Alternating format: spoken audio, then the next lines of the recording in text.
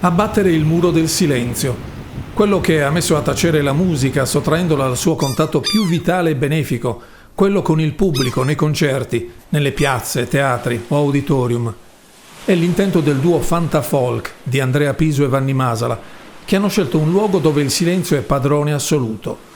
Un lembo di Sardegna dove a incrociarsi sono i sibili del vento e lo stridulo garrile dei gabbiani, dove la voce, il suono dell'uomo è assente.